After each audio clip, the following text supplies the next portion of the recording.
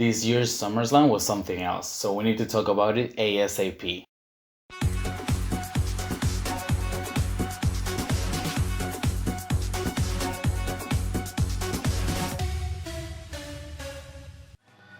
Hello guys, one more time, welcome to Ring Royalty. My name is Alexis, as you already know, and today I'll be reviewing the premium live event that happened this past weekend, SummerSlam. I have to admit that considering what happened in 2021 and 2020, this has to be one of the best SummerSlams we've got in recent years, obviously.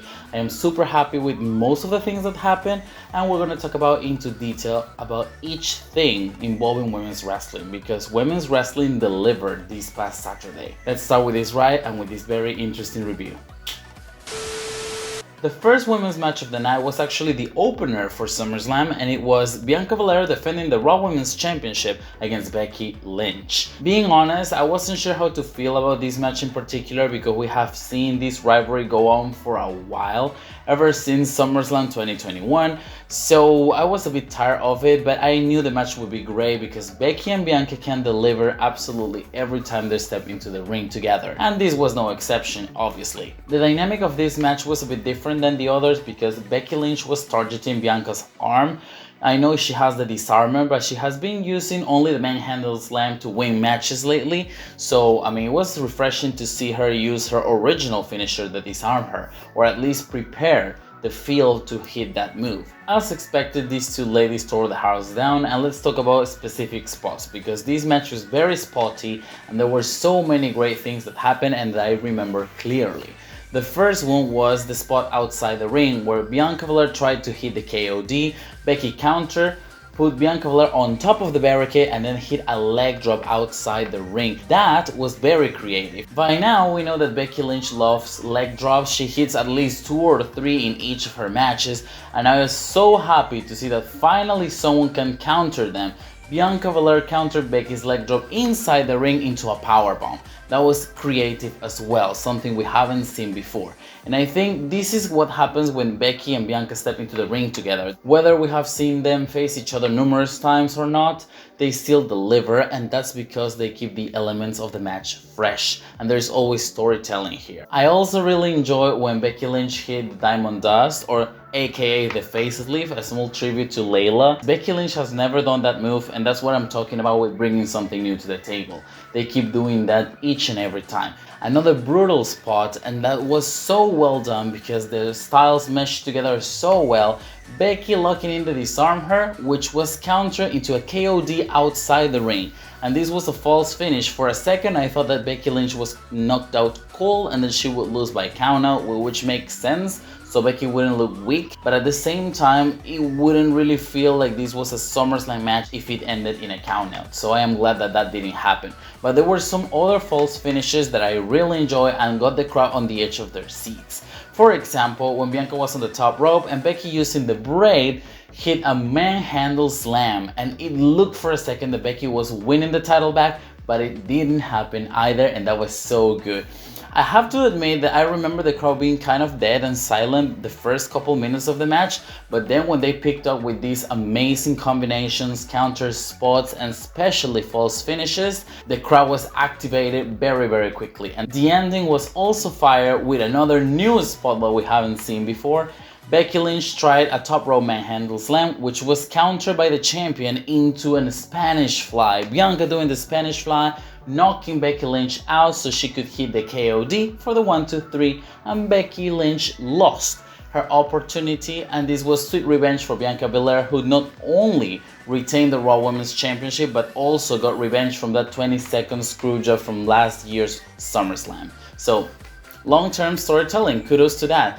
This match had absolutely all the elements to be a great one, and it totally delivered. This truly felt like a book-ending moment. After a year of them being on and off in the rivalry, having different matches, different type of shenanigans from Becky Lynch, different opportunities and bangers of matches, this was finally the end of the rivalry. I was a bit skeptical because I thought the WrestleMania match was so perfect that they didn't need a rematch. But considering all the build-up that they made, the media package prior to the match, and the storytelling inside the match, I think it was worth it to have, once again, Bianca against Becky Lynch for the Raw Women's Championship for one last time. I got a bit worried when Becky Lynch offered a handshake to Bianca. I wasn't sure if they were going to plan another match between these two after Becky faked the handshake, obviously, but it was sincere this time and they hugged it out. It was a truly heartwarming moment. I think it was the perfect way to finish this rivalry. I'm so happy it is over, but it was closed in a very spectacular way. Absolutely nothing to critique in this match. Becky and Bianca, both of them are top stars and they deliver a fantastic match for the Raw Women's Championship, one for the history books once again. Congratulations to both Becky and Bianca.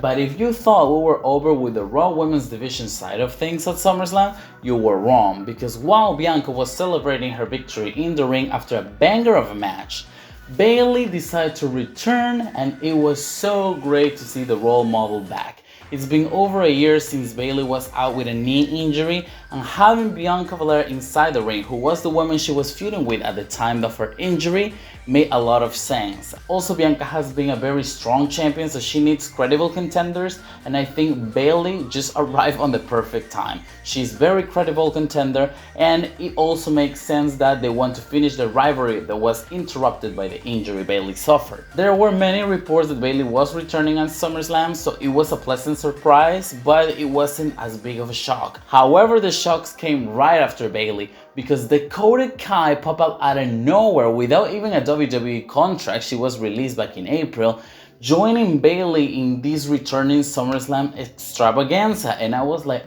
what? Dakota is back? And she looks so great, let's be honest. Also, they were not done with the surprises, because after Dakota we got Io Shirai, or Io Sky now. Not sure what's going on with all these name changes in the women's division, but whatever. We haven't seen Io Shirai in WWE ever since WrestleMania weekend. It's been a while, and now we have her back alongside Bayley and Dakota Kai forming a new stable, because this was definitely a stable. It made everybody go nuts. The crowd lost their shit, I lost my shit, and probably you lost your shit too, because this was too good to be true. Now we're starting to see the changes that will happen from now on, after Triple H and Stephanie McMahon took over WWE after Vince McMahon's retirement. And I am so happy and so hopeful that Triple H and Stephanie McMahon can book the women's division like they used to be in NXT in the golden era. This is what we need. The women's division have been suffering for a while, so hopefully they can bounce back with all of these returns and debuts on the main roster. To make things even better, when the three returning superstars were in front of Bianca Belair getting ready to beat her ass, Becky Lynch popped out of nowhere and she was ready to fight alongside the women she's been feuding for the past year, and this solidified Becky Lynch's babyface turn for sure. I think it made a lot of sense that Becky Lynch turned babyface now. She has done a lot as a heel, and I think it would be refreshing to see her and Bianca in a partnership instead of a rivalry. And of course, this new stable led by Bayley is something very unusual. I don't think anybody pictured Bayley, Io, and Dakota being a team, but now that they're here and with similar looks, I'm very intrigued to see what's gonna happen. All of these changes and arrivals make me so happy for the Raw Women's Division, but I still think the SmackDown one will continue to suffer at least until Charlotte returns, Sasha or Naomi maybe return, or new faces arrive on scene. But we will see what happens. So far, so great. Everything on the Raw side of things looks picture perfect.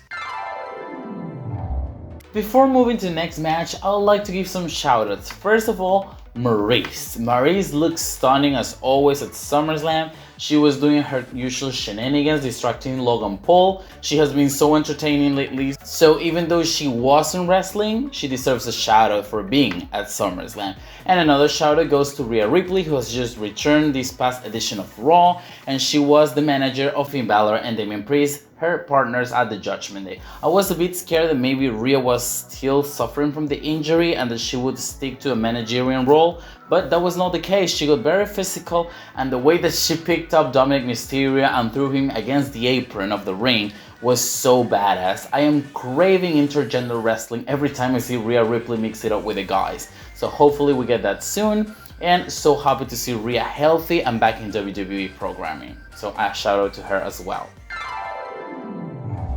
And the second and last women's match of the night was for the SmackDown Women's Championship. Liv Morgan defending the title against Ronda Rousey. I was a bit scared for this match because I didn't really see a way that Liv Morgan can defeat Ronda Rousey without outside interference, and I wasn't sure that anybody would interfere after we had Bayley, Dakota, and Io returning on the Raw Women's Championship match. I was scared for Liv. The match itself,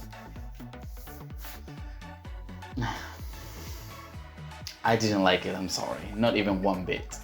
I would definitely add this premium live event match to the lackluster list of matches Ronda Rousey has had on 2022. And if you don't know what I'm talking about, you can watch my video over here of everything wrong with Ronda Rousey's 2022 return. And this match wasn't it. It didn't deliver. I would give it to Ronda though. She started with a lot more intensity than usual.